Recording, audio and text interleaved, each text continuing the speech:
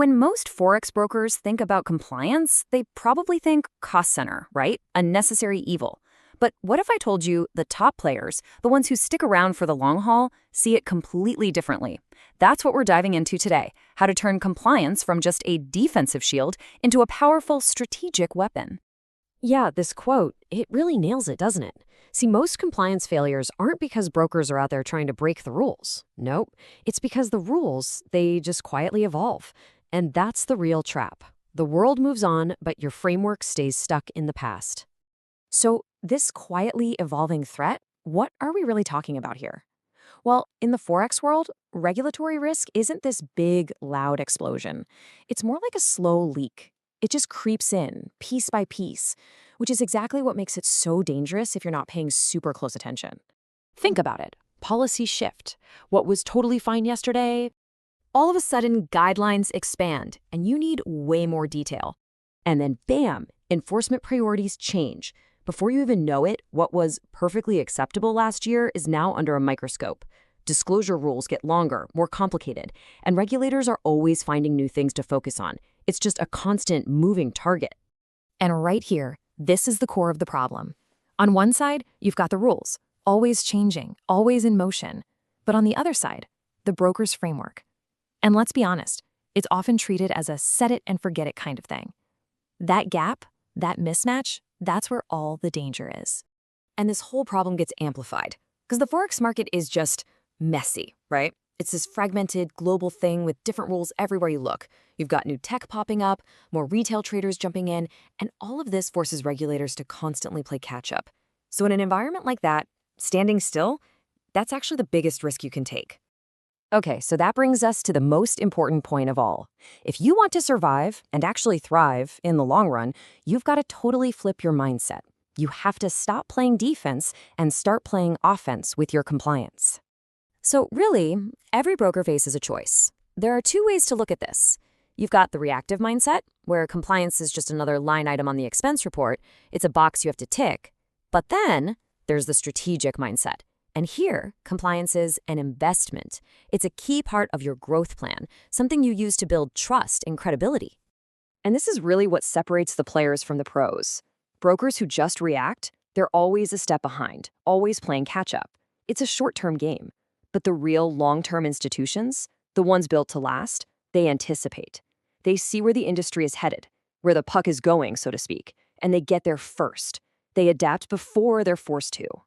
All right, so that's the why, but what about the how? How do the really sophisticated brokers actually do this? How do they stay ahead of the curve?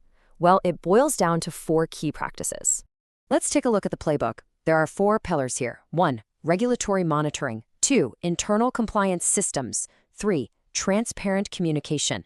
And 4, industry visibility. Together, these things are the foundation of a truly strategic approach. First up is monitoring.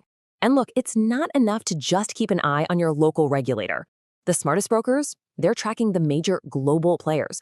Why? Because a trend that starts in one part of the world is often a preview of what's coming to yours. It's all about seeing the entire chessboard so you can predict the next move. Pillar number 2, your internal systems. Your compliance can't just be some dusty binder sitting on a shelf. It has to be a living, breathing system. So what does that look like? Well, when a new marketing rule comes out, you don't just send out a memo. No, it means you immediately update your review process. You tweak the software that flags keywords. You retrain the team. Everything, from marketing to client onboarding, has to be built to adapt in real time. Third, let's talk about communication. The best brokerages don't keep their compliance efforts a secret. They shout them from the rooftops. When you get a new license or upgrade your systems, you announce it. It sends this crystal clear message to everyone, traders, partners, even the regulators, that you are serious. And man, that is a powerful way to build trust. And that brings us to the 4th pillar, industry visibility. And this is way more than just sending out a press release. This is about actively positioning your firm as a leader, as one of the responsible grown-ups in the room. We're talking about joining industry discussions, having your execs speak on panels about best practices. Basically, showing the world that you're not just following the rules, you're helping to set the standard. It's a huge signal that you're here for the long haul. So when you bring all 4 of these pillars together, what's the big takeaway? You completely reframe what compliance is. It stops being this heavy burden you have to carry, and it becomes a real, powerful competitive advantage. This, right here, this is the line you need to remember. Compliance isn't just about protection, it's about positioning. It's not just about avoiding fines. It's about carving out a space for your brand in the market as the one that everybody, regulators, partners, and especially traders, can absolutely 100% trust. At the end of the day, the real currency in this business is trust. It's that simple. And by getting ahead of regulations, by aligning with where things are going, you become the firm that everyone wants to work with. You become the reliable one.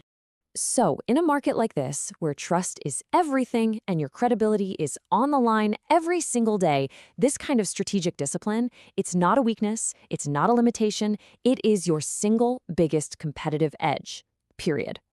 Which really just leaves one final question for you to think about for your own business.